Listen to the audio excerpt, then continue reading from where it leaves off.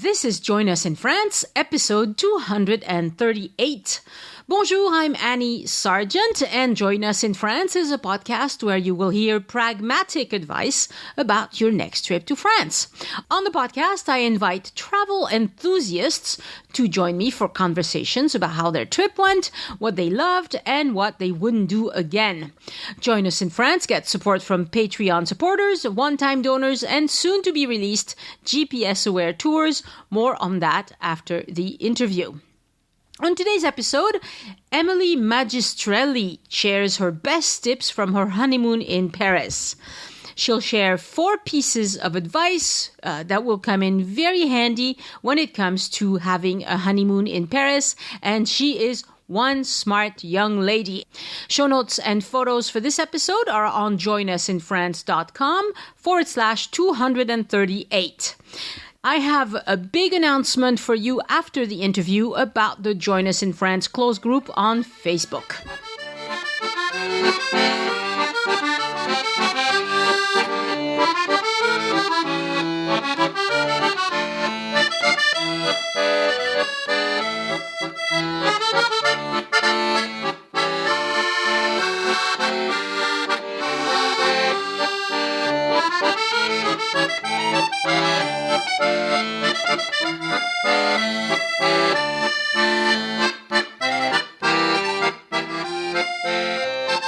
Bonjour, Emily, and welcome to Join Us in France.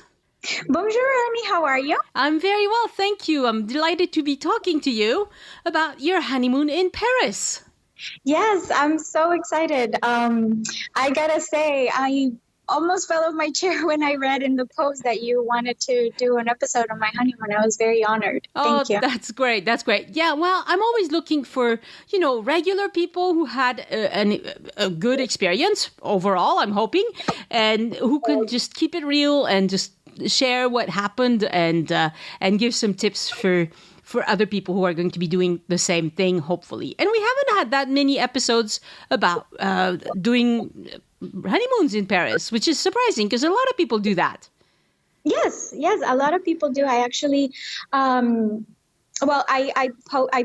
did that post in the Facebook group because I really think that thanks to your podcast, we had just a fantastic, smooth honeymoon. Like I feel like I was so well prepared that I had to thank you. And between the podcast and the Facebook group, we had no issues at all. It was just absolutely great. And it was the first time going to Europe for my husband and I. So we really didn't know anything. We were just going there and exploring, and nothing caught us by surprise other than seeing beautiful things for the first time. But other than that, it was just amazing. It was really great. That's wonderful. And so you live in Florida, right?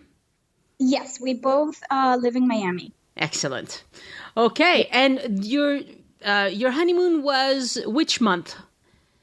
It was just right now in May. We May 21st. Through May 27th. Okay, so this episode is going to go out maybe a month after your honeymoon. It's going to be very fresh information. Perfect. That's wonderful. Okay, so do tell. Well, first question is, what did you find particularly romantic? Well, it was just everything. It was about Paris. We decided to do Paris because, like I said, neither of us had been to Europe, and we just wanted a place where we can see everything and enjoy each other, and just, I love the history and I love bread, and my husband loves wine. So we said, okay, let's go to Paris. It's the perfect place. So, we just let's go to Paris and see. And then we started doing a lot of research, and everything just fell into place. Everything. We found a really good hotel. We just started doing our research. And then once he told me that we were going to Paris and we made the decision of going, I started looking. I love history. So I was really looking for like a history podcast more than anything. And I found your podcast, and I absolutely just fell in love. I got addicted to it. And it just, I couldn't stop just with one episode. I would just listen to all of them as much as I could. Like I said in the post, I think I heard all of the episodes, and then closer to the trip, I heard some episodes, like the ones that once I had decided what I wanted to see, I heard the episodes again. So that way I can make my notes and make sure that like once I knew for sure we were going to the Louvre, for example, I heard the episode again. So that way I would know where I need to go, what time I need to go. Because I try to plan an itinerary day by day. Yeah. So with your help, it was absolutely fantastic. We avoided a lot of the lines. We didn't waste time waiting for hours in lines. We really just tried to plan it as best as we could. And we really did. We had an amazing time. That's wonderful. Okay, so you mentioned your hotel before. Well, first of all, before we get to the hotel, so you did all of this by yourselves, right? You hired a photographer. I know you probably did maybe some tours or whatever, but you did all the planning yourself. I did all the planning myself with your podcast. Okay. And another tool that I used was Google Maps. Mm-hmm. So I created a map of, it just created a map of a file called Paris. And I would, in that Google map, I would just pinpoint every place that I was interested. So, for example, if there was a church that I was interested in going, I would select that, and I would select all the museums, I would select all the restaurants and the site and the important monuments. And with the help of the map, I would just be able to see, okay, this is close to this, and this is close to this hotel. And I'm sorry, right. This is close to this restaurant. And that's how I really planned my day. I was just, I put together a list and I located it in the map. So that way, if I was going to, let's say, Le Marais that day and I had a restaurant that was there, I would make sure to make it all that one same day. So that way everything was close to me. And that's really how I planned it. That's really great. Lots of people don't do that and they just end up spending a lot of time in transportation. So I think you did the right thing by trying to consolidate everything you wanted to see in the Marais that one day, or maybe you needed to go the second day, but it's consolidating is really important. And it also helps you, if you've been in an area once before, the next time you go, it's like, yes, I recognize this or that. It's easier to get your bearings.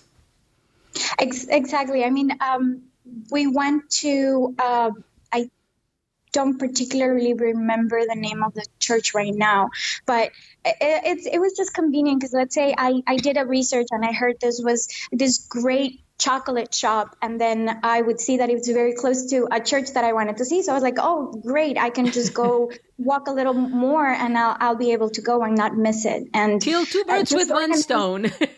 Exactly. So the map definitely helped. Oh, that's great. And the map is free, right? You just did a free map on Google Maps. Yes. Excellent. So yes, I did it through my Google Drive, and it allows you to organize everything, even with little icons. So if you have a church, it has a church icon. If you have a monument, I did a star. But restaurants, cafes, you have a little icon of every little thing that you want. So I would. If we got hungry, I just went to my map and I saw, okay, where's the nearest restaurant that I was interested of going? And I had a little fork and knife. So I was like, oh, that restaurant is right over there. So let's go.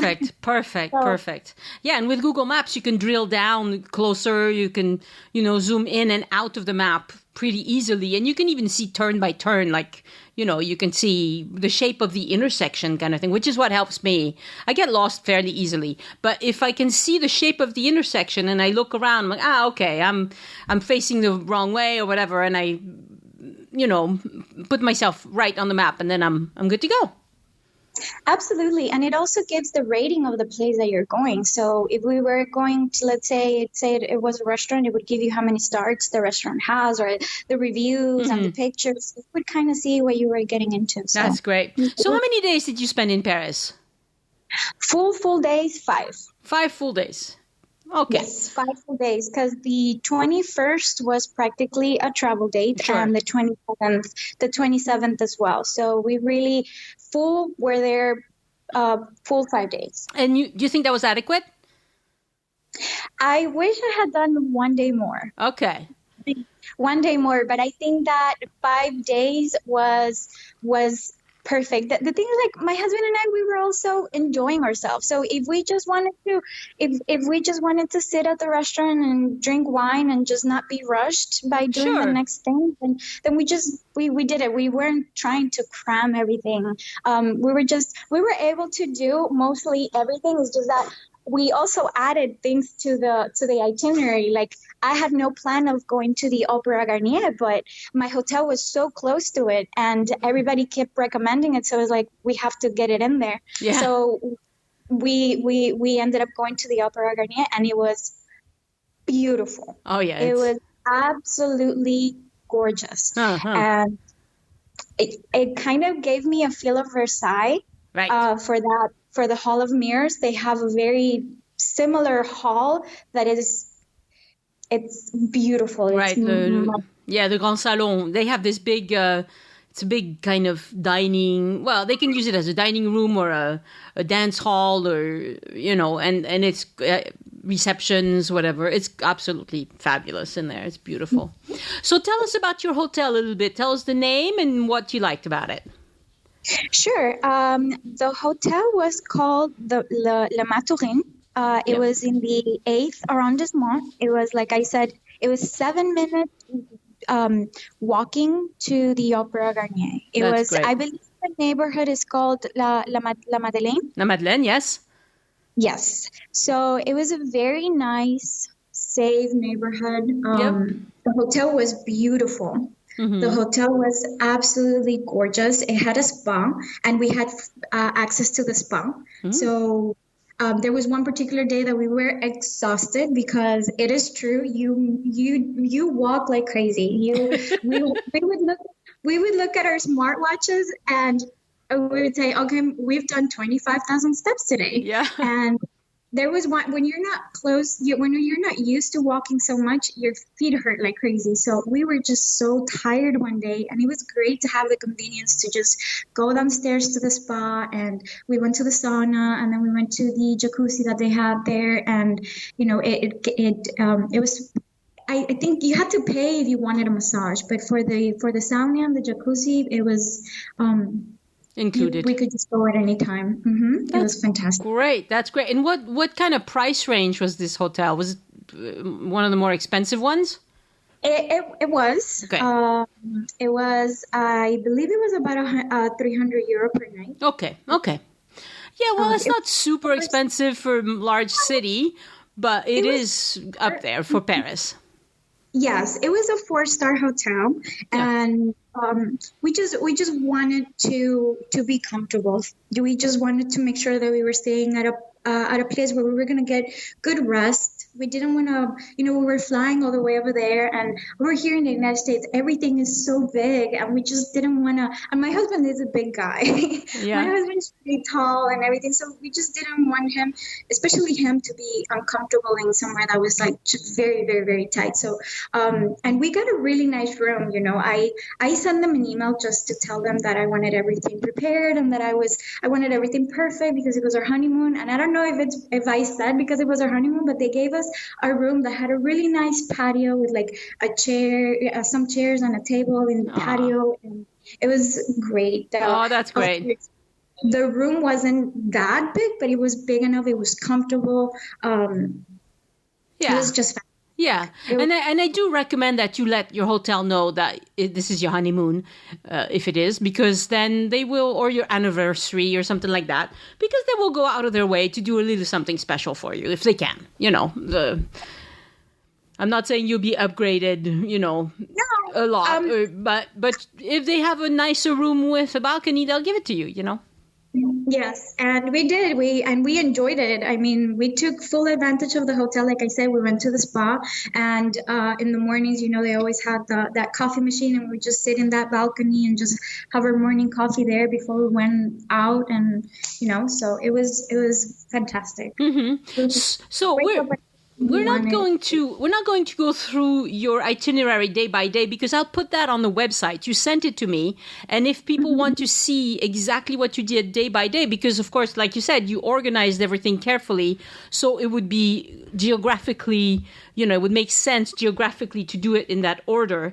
So I'll put that on the website, and all you have to do is go to joinusinfrance.com, look for the episode called Honeymoon in Paris, and then there's going to be a blue button that says Guest Notes. Click on that, and it'll take you to Emily's detailed itinerary. But I would like you to tell me the things that impressed you the most, that you recommend for other people to do. So one thing that I would definitely recommend, and it was by far my favorite, was doing the photo shoot. You had a previous episode about a honeymoon in Paris with this very nice gentleman, and he recommended the website Viator, I think it was. And he said that he hired a photographer through that website. And I said, okay, let me look for other photographers. So via Instagram, I found this fantastic photographer. Her name is Gloria Villa. And I found her and just fell in love with her photos. They were gorgeous. And I started looking at everything, and I really liked the idea of hiring a photographer, because then when you go as a couple, most of your photos are either going to be selfies or they're going to be photos taken by other people. And, other people are there enjoying the selfies too. You can ask them to take 1 or 2 photos, but, you can't be asking everybody all the time, here, take a photo, because everybody's there enjoying themselves. Sure. So I really thought that hiring the photographer was just by far the best idea. She booked with us. We booked with her a session starting at 6 a.m. And I know it sounds really early. No, but that's what you have to do. But it was just beautiful. We booked a 2-hour session for 2 different locations. And the first location was at Trocadero. Yeah. And it was just amazing. Nobody was there. We had the entire park for ourselves. We had the whole view. It was just gorgeous. And you have the sunrise. Well, the sun was already up, but you had the nice morning light. Yes, it was going up. So she actually took a couple sunlight shots in the sun in the middle of us, and it was just beautiful. And we had the chance to see the Eiffel Tower, just us in that park.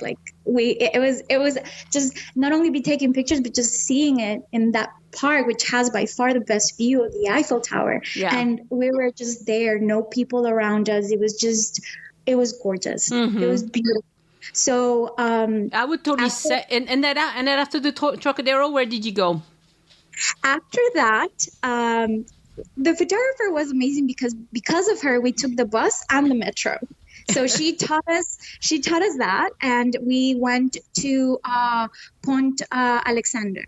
Ah, yes, Pont Alexandre III. Yes, beautiful, gorgeous bridge.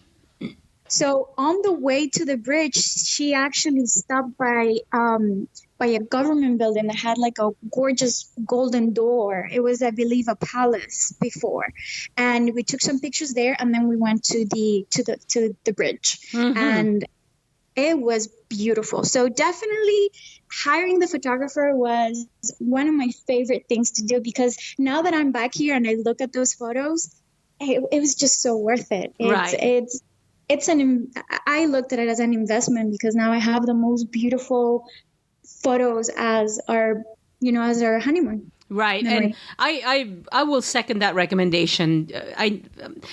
This is probably because I'm in France, and in France people are not in the habit of hiring professional photographers as much as they do in the US. And I think it's a shame, because professional photographers will do such a better job than anything you could try to do on your own. I mean, sometimes you get lucky with taking shots or being in the right spot at the right time.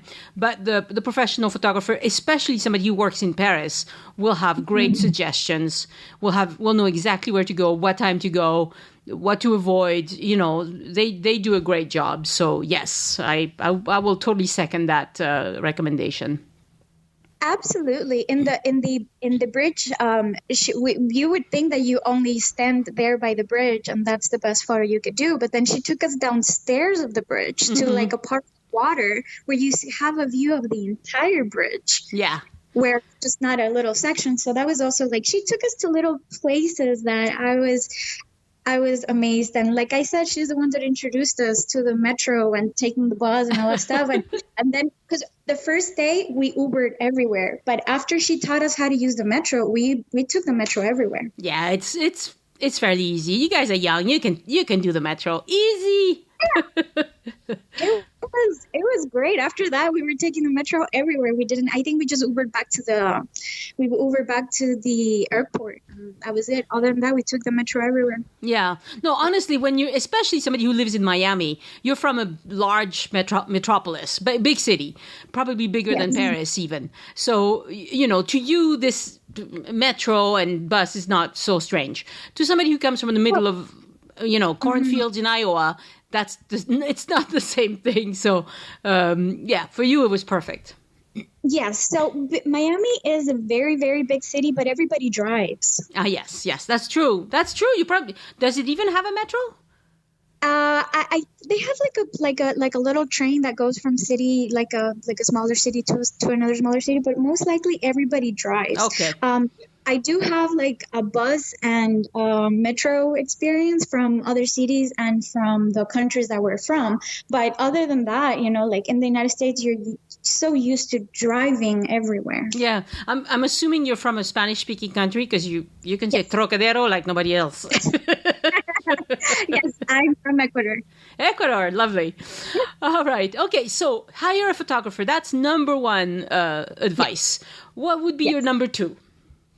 Number two would be to not get discouraged by the fact that Notre Dame was burnt. I mean, it was devastating, and Notre Dame was by far the number one in my list of my must-sees. But from your podcast, I started to listen about all these other amazing churches that Paris has. Yeah.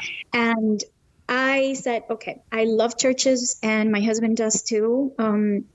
We try to go to mass as much as we can. So we really, really love churches. And we practically did it the whole day of touring around churches, and it was beautiful. Mm-hmm. It was seeing all the different churches was fantastic. I think my favorite one was Les Madeleines. Les Madeleines. Oh, okay. It was gorgeous. And we just try to see. We would see a church and we would go in it, and we would be surprised every time by how grand, and you have all the ceilings and the paintings and how intricate the doors and just everything, the altars. It was one church was more beautiful than the other. It was gorgeous. Just going inside and seeing all the different architecture of the different styles of these churches and the history. We also went into Saint-Germain-des-Prés, and just know that was like the oldest church in Paris, and everything is just beautiful. Yeah, no, that's great. I mean, for Catholics, obviously, it has even more significance than other people, but those churches are gorgeous as works of art as well. So you should really enjoy them as much as you can if that's something that you can do. And yes, it's terrible that Notre Dame, you can't see the inside right now, but I think it will be even better when they finish renovating it. And for now, you can walk around it and see quite a bit, but you have to know which way to approach it. Otherwise, you might get discouraged because they don't let you walk in front of it anymore. No, only. But I from your latest episode about Notre Dame, the fire, you had said the best way to see in Notre Dame right now would be to take the bateau mouche. Yes, that's. And it was beautiful. We did the bateau mouche on Saturday night, and we did it at night, and the view was beautiful. I was like, Annie was right.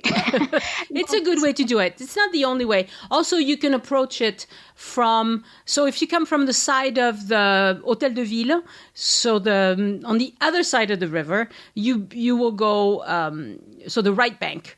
If you approach it from the right bank, all those little side streets will afford you a pretty good view to so that's the north side of Notre Dame. And then you can go walk to the back And from the back, you can see all the flying buttresses and all of that. And you can see the construction. Obviously, it's surrounded by cranes right now. So,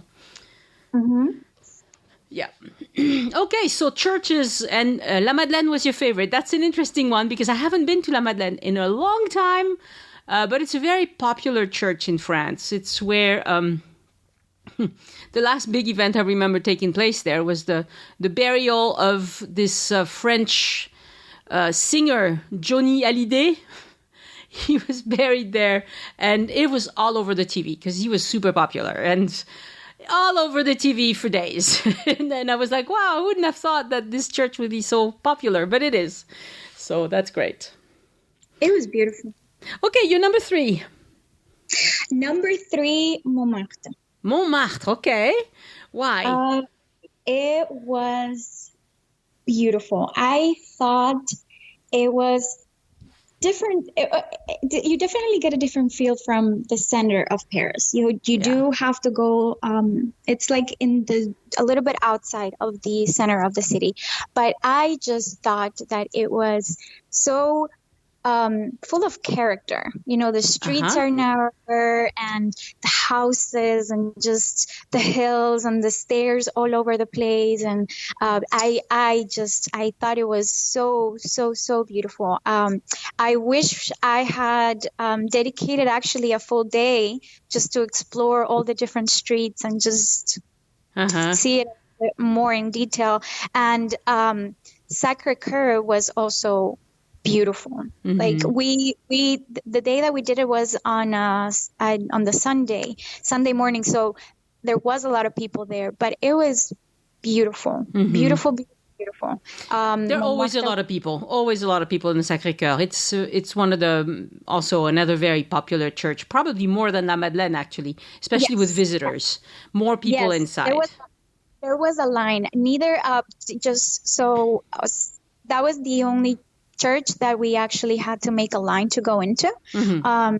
But it was very quick, and they do ask you, they have a section where it's you can walk around it, but then where you have the benches so you can sit and pray, they would tell you, okay, you can only come in here if you are really going to pray. If not, just walk around and leave. So very few people would just take a moment and go inside and sit down, and we did, but that's just, like I said, because we're devoted Catholics, and we do take our time in each church to say a prayer. That's great. Yeah, Montmartre is beautiful, and it has a lot of characters, and like you said, it's extremely different from the rest of Paris because Haussmann pretty much did very little in Montmartre. At the bottom of the hill, there's a Haussmannian. I think it's a Haussmannian boulevard. It looks awfully straight. I haven't checked that, so I might be wrong. But otherwise, it's the old streets, and it's not quite medieval because there were no people there in the Middle Ages. But there were a lot of shacks and a lot of. It was a place where people who didn't have a lot of money would go set up a kind of a maison de fortune. I don't know how to say that in English. A house that you make with whatever you can find. Yeah. Okay. And so for a long time it was that, and then they started building better housing. But for a long time it was a very the place where modest people lived. And of course, there were also all these windmills, and that's where they made a lot of the plaster of Paris, because they would grind the stone up in Montmartre and then bake it and then sell it. Anyway, so it's a very interesting area, and it still has a lot of character. And my head is full of it right now because I'm writing a tour about Montmartre, and so I'm looking up a lot of details. So it's a beautiful place. But you have to be a little weary of all the scam artists. But if you can avoid them, you do okay. Yeah, we pretty much we kept to ourselves, but we just enjoyed it very much, and we had one of our best meals in Montmartre too, because after we did Sacré-Cœur, we started walking around, and there were many different little restaurants, and we found the cutest creperie called Roselle. Okay. And it's a very small place. It was just the lady, I don't know if they're a couple or not, but it was just a lady and a gentleman, and the gentleman was the one that greeted you and sat you down and took your order and everything, and the lady was in the back doing the crepes. Yeah. It was just them two, and it was like I said, one of the best meals we had there. And we ordered, 2 savory crepes, and then we had a sweet one for dessert. And then we just sat down and watched people walk by, and it was. That's cool.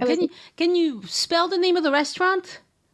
Sure. It's Roselle. It's ROZ as in zebra, ELL. Okay. Yes, I Roselle. found it. Oh, yeah, you had it in your notes. Very good. Very good. And the lady that was there, she was so happy, and I told her, it was just fantastic, and she gave me her card and said, "Oh, please, if you could give us a review and all that." So I thought she was so cute. I even took a picture of her, and she posed for me with her little crepe thing, and I sent you that picture. It was just the most adorable little place with like the nicest 2 people, and they were very patient with us. And that's good.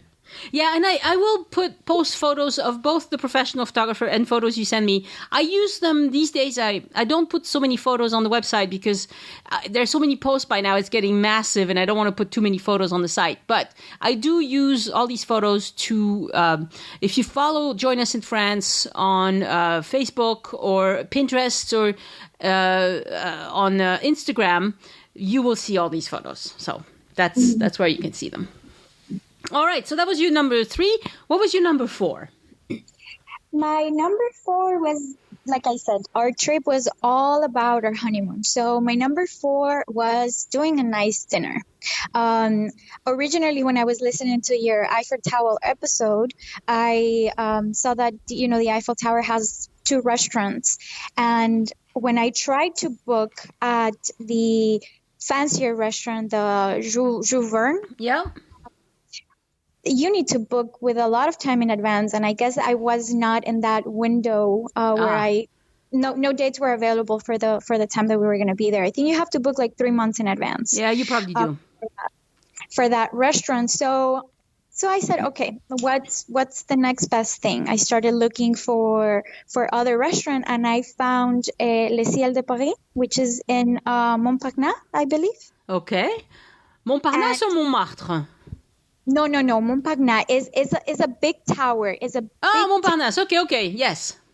So the restaurant is located at the top of that big tower, and it just has a panoramic view of Paris and a direct view of the Eiffel Tower. Yeah, you do. That's where I did that time-lapse video, and that's the one that I posted in the Facebook group. Mm-hmm.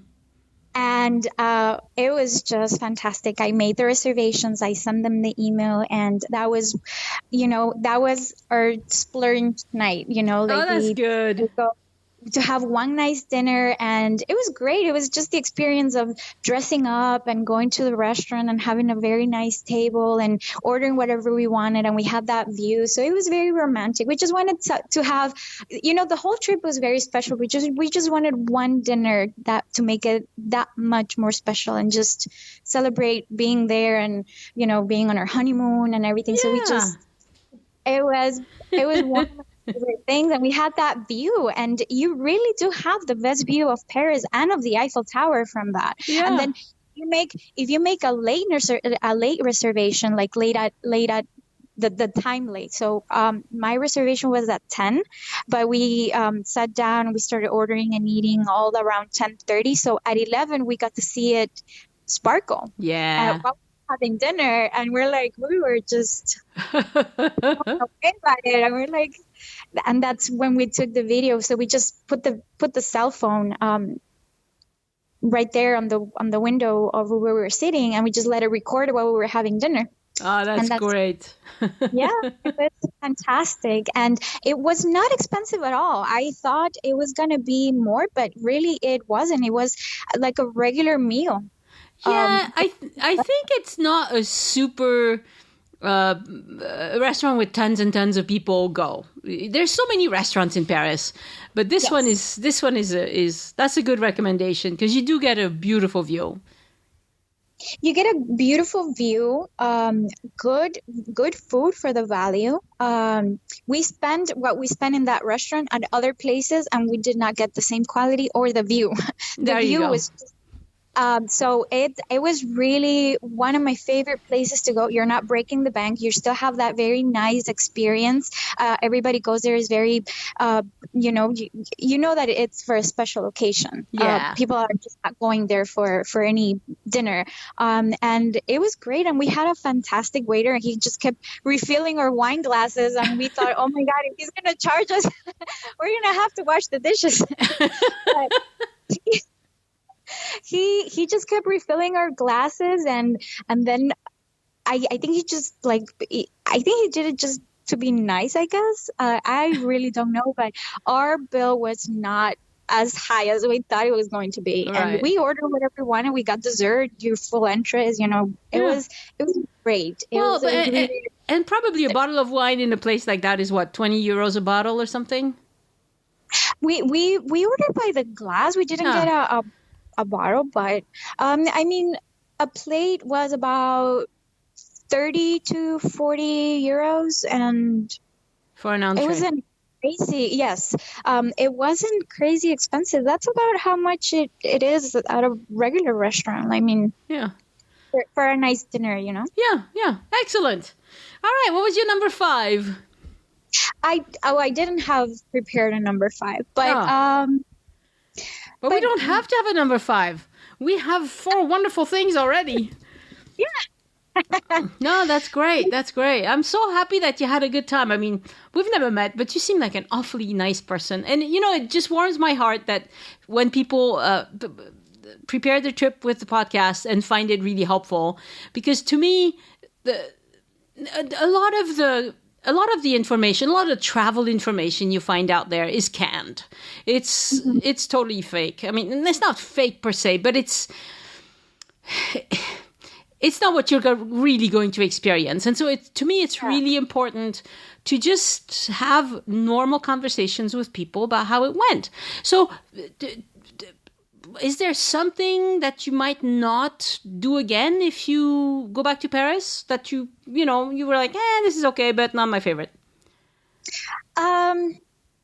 Champs-Élysées was okay, but not my favorite. Like, I'm glad we went, but we walked it just to get to the Arc de Triomphe.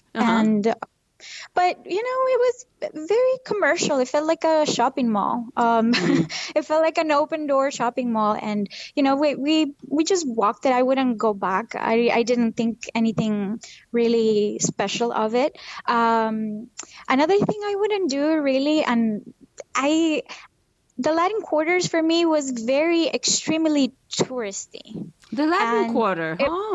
Very busy. I don't know if it was we went there the one day it rained on us, and it was right after the rain had stopped, so it felt like everyone was on the street, and it just felt very busy and touristy, and people trying to buy. It was great for souvenir shopping. That's where I bought, because I remember that episode with you and Elise saying that it's great for buying souvenirs, and you find a great price for the things that if you were to buy at other places, you have much higher prices. So it was great for souvenir shopping and everything. But I don't know. The Latin Quarters wasn't really our favorite. I mean, and it's true that there are areas of Paris where the Latin Quarter and Saint-Germain-des-Prés overlap. It's extremely touristy. So, and it's very, very busy. So if it's not, it suits some people, but others not so much. So I get that. Yeah. So it wasn't, we really didn't love that. But other than that, we had a great time everywhere we went. Mm-hmm. On your list, you said you wouldn't go back to the Picasso Museum. You didn't think that was any good. We just didn't enjoy it. One of the best things I think there is the museum pass. The museum pass was just perfect. So we took advantage when we were at La Marais. I was like, I want to go to the Picasso Museum, and it was very pretty, but I wasn't impressed. I wouldn't go back. I saw it, and that's it. Yeah. The building itself is interesting. The art obviously is super famous, and Picasso did some fabulous things. But you see some of his less famous pieces in this museum, and you realize that he was messed up in the head. At least that's my opinion. Yeah. I think my favorite museum was l'Orangerie. Ah. I think that's the one that I really just enjoy the most, and just seeing Monet's water lilies, and I just sat down and I was hypnotized. I think that was my favorite. And it's not so big in my list, but I'm so glad we went, and it ended up being one of my favorites. Right. So that's the great thing about getting the museum pass, is that you think, I wouldn't have shelled out 16 euros to go in here, but I'm so glad I came because it was cool. It was beautiful. Yeah, you just pay for the museum pass, and then you'll be tempted to go in and just look. And if you don't like it, you can leave right away. But if you do like it, sometimes you'll be very surprised how lovely these places are. They touch you in some way. They might not touch me, but they touch you, and that's what matters. Absolutely. We got the one for the 4 days, which we really, when you do the math, I don't know exactly off the top of my head the difference in prices, but I think it's just a $12 difference between the 2 day and the 4 day. Yes, it's not that much more. Yes, you might as well. Yeah. We thought, okay, we're there for 5 full days. We're going to be going everywhere. There's a million museums, everything. Everywhere we go, there's a museum. And we really wanted to go to Versailles, and that was included in Versailles. So we said, let's buy the 4 day one. And it was perfect. What did you think of Versailles? I loved it. Yeah? I loved it. I think it was great. Like, again, you were totally right. And we went in the afternoon. We took the metro, and we went at about 1:30 or 1 p.m. And we did not have to make a line at all. And by that time, a lot of the people were in the outside part, like in the gardens. Yep. So we really went in, no line at all. We were able to take great pictures. We didn't have to wait. We explore the inside, and then after that we got hungry, so we had lunch at Angelina, and that was great too. Yeah, it's good, right? I've had lunch there a couple of times. It's good. It's good. The service is great. They give you the option of whether you want something, if you want a less, like a cafeteria style where you just buy and you can sit and pick your seat and everything, or you want the dining restaurant where they give you the menu and everything. So we chose the menu and we sat down, and it was great service, great food, great desserts. The desserts were amazing. Mont Blanc is my personal favorite. It was great. Which one's that? It's chestnut cream. Ooh. Yes, okay. Yes. It was a chestnut paste. It's very unique, and inside it has meringue, but it's very heavy because chestnut paste is really heavy, and it probably has 1 million calories just in the dessert. But I only get it there, so I'm not there that often. You can't be calorie counting when you're in Paris. No, it's true. And don't count the glasses of wine too much either. Vacation, enjoy.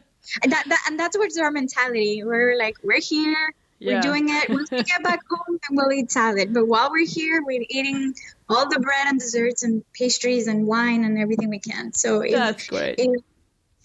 So that's wonderful.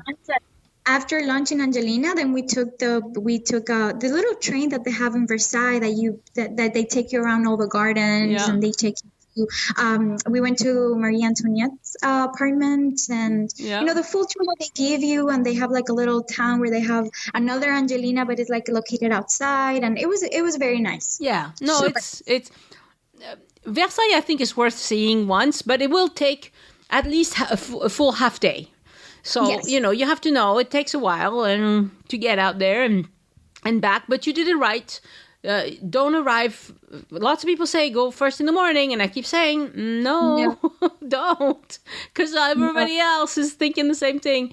Just go around lunchtime, and then there's a definite lull at lunchtime. Either that or book one of the guided tours that only Versailles does. The King's private apartments. They fill up, but if you can get that, it's fantastic. I think it's €15 or something, and I've done it a few times. Great guides every time. They always speak good English. I recommend that, but you have to book it separately with their website. Don't ask me. I can't sell you that. but it's a good thing to do. So yeah, Versailles you enjoyed Versailles. That's great. It was awesome. It was the day that in the morning, that morning, that's the day that we had the photo shoot. Then we went to Le Marais. And then after that, we said, okay, let's go to Versailles. It's about that time. Let's go to Versailles. And I think we were there for maybe 1:30 or 2 p.m. until like probably 6 was the time that we started to head back. Yeah. It was just perfect. Yeah. It wasn't that hot anymore, and it was not crowded. When we were arriving, like I said, a lot of people were already leaving. Big crowds were already leaving. Yep. Big buses were loading. So we're like, okay, great. We missed the rush. And That's it was great. perfect. It was right. Okay, and you did a very good job at your guest notes, because you explained very well. You even did a packing list. Woohoo! Bravo! Yeah, that's great. That's great. So I recommend people check out the podcast page for this. I can tell you, like let me see. It's going to be episode 238. So you go to joinisinfrance.com/238. And you will see, you will get to the main page where it's my summary of our conversation, and then Emily's notes will be linked there. So do that. It's going to be very helpful for you. Emily, you have been wonderful. Thank you so much. Awesome. No, my pleasure. Did I forget anything that you wanted to mention? No. I just wanted to say that like your podcast made it so helpful. Even my husband was like, wow, you really know what you're doing. I was like, it's all the podcast. it was great. It was just fantastic. It's not so hard. There's a few things you need to know, but then it's not so hard.